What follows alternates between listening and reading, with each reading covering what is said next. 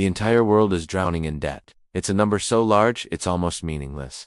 While estimates vary, some put the total global debt at over $324 trillion. That's more than 2.5 times the value of everything the global economy produces in a year. Nearly every government, corporation, and household is a borrower. But wait, that creates a brain-melting paradox. If every country on Earth owes trillions, who do we owe all this money to? It feels like an impossible question. Are we just passing IOUs around in a circle?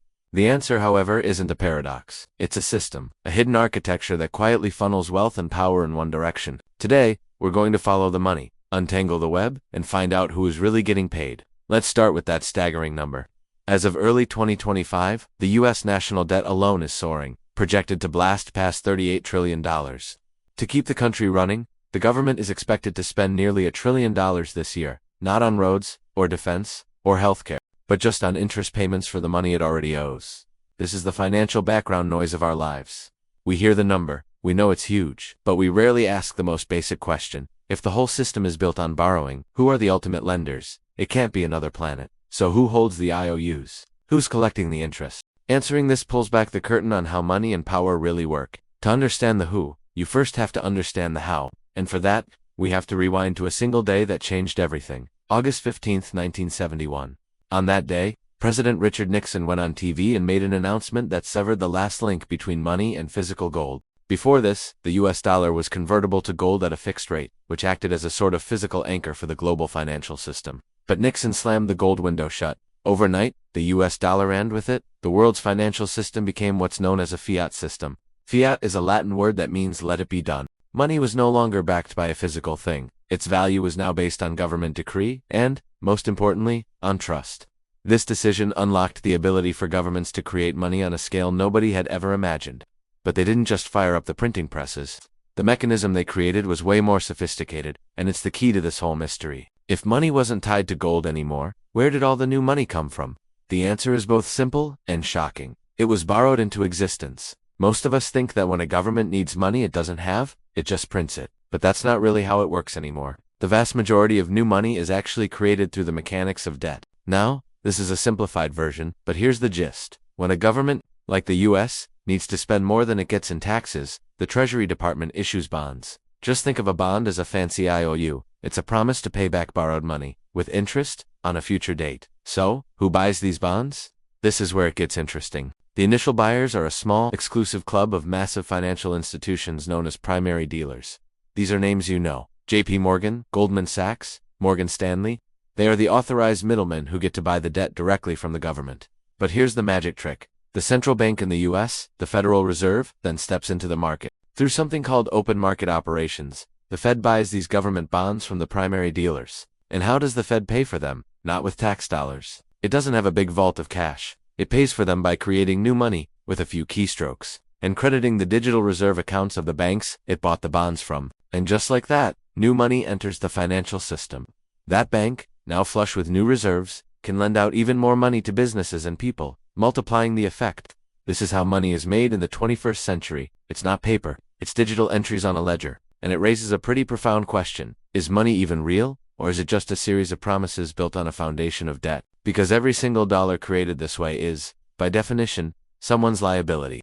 Money is debt. So now we can finally answer the core question. Who are we paying? When governments pay interest on their debt, that money flows to whoever owns the bonds. And those owners fall into four main groups. First, you've got domestic private investors. This is the biggest group. It includes those big banks, but it also includes pension funds, mutual funds, and insurance companies. So, in a weird twist, the savings and retirement accounts of ordinary people are used to by government debt. Your 401k might own a piece of the national debt, making you, indirectly, a creditor to your own government. The second major creditor is the government itself. Now, this sounds like an accounting trick, and in a way it is. The Federal Reserve, after buying up trillions in government bonds, is one of the largest single holders of U.S. debt. The U.S. government also owes money to its own trust funds, like Social Security. In other countries, this is even more extreme. The Bank of Japan owns around half of its own government's bonds. When a central bank owns its government's debt, you get this bizarre, circular flow of money. Is it a conflict of interest, or just a feature of the system? The third group is foreign governments. For decades, countries like Japan and China have been huge buyers of U.S. Treasury bonds. As of 2025, Japan holds over $1.1 trillion of U.S. debt. They do this to keep their own currencies stable and as a safe place to park their massive cash reserves. This creates a tangled web of financial codependence, where global powers are both rivals and each other's bankers. And the fourth group is basically everyone else: individual investors, smaller companies, and even state and local governments who buy bonds because they're seen as a super safe investment. So, the creditors aren't some shadowy cabal of old men in a smoke-filled room. It's a distributed network of massive institutions, foreign powers, and even our own retirement funds, all connected in a system where creating money requires creating debt. If this breakdown of who really owns the world's debt is blowing your mind, do me a favor and hit that like button.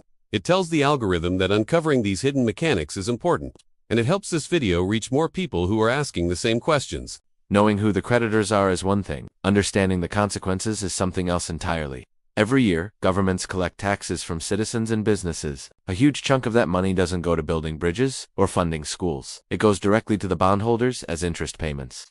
In the US, those interest payments are projected to be nearly $1 trillion for 2025. That's more than the entire budget for national defense. Many have argued that this acts as a massive, continuous transfer of wealth. Money is taken from the general population through taxes and is paid out to those who own the debt: the large financial institutions, wealthy individuals, and foreign governments. Think about it. The system rewards those who already have capital to lend. The more money you have, the more government bonds you can buy, and the more you receive in interest payments, paid for by the labor and taxes of everyone else. This can create a powerful feedback loop that concentrates wealth at the very top. Is this fair, or is the system rigged? It's a key reason many feel like they're running on a treadmill. Wages seem to stagnate while the value of assets like stocks and bonds soars, widening the gap between the wealthy and everyone else.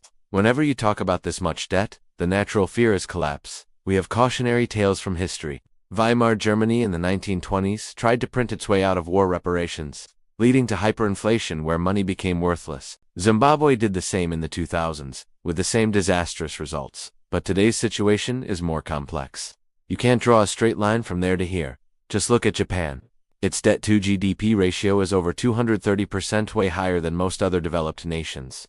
For decades, people have predicted its collapse, but the system keeps chugging along, partly because most of its debt is owned internally. The real risk today isn't necessarily a single, dramatic implosion. It's more like a slow corrosion. As more and more government money goes to servicing debt, there's less for everything else. It's a system that has become addicted to low interest rates and creating more debt. If that process gets threatened either by inflation, forcing interest rates up, or by lenders losing trust, the whole fragile structure could face a crisis.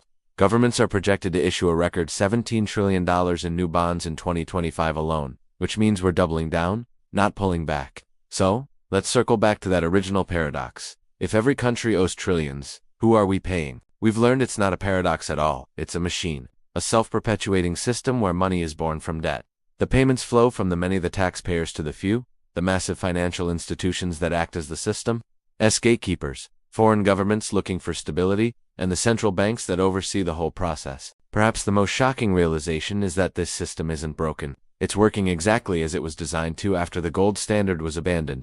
It was designed to unleash spending and create liquidity, but a major side effect, critics argue, is a relentless fiat transfer of wealth to those who own the debt. Money is no longer just a way to buy things. It has become a financial instrument of power. The world's mountain of debt isn't an accounting error. It's the very foundation of our modern economy. Many argue it has created a system that privatizes the gains in the hands of the creditors, while socializing the risks and the interest payments onto the public. Now I want to hear from you. What part of this system shocks you the most? Is it the fact that money is literally borrowed into existence? That central banks own huge chunks of their own governments, IOUs? Or that your taxes are directly paying interest to the world's largest financial players? Let me know your thoughts in the comments below. This is a conversation we all need to be having. And if you want to keep exploring the hidden mechanics of our financial world, make sure you subscribe. We have a lot more to uncover. Stay curious.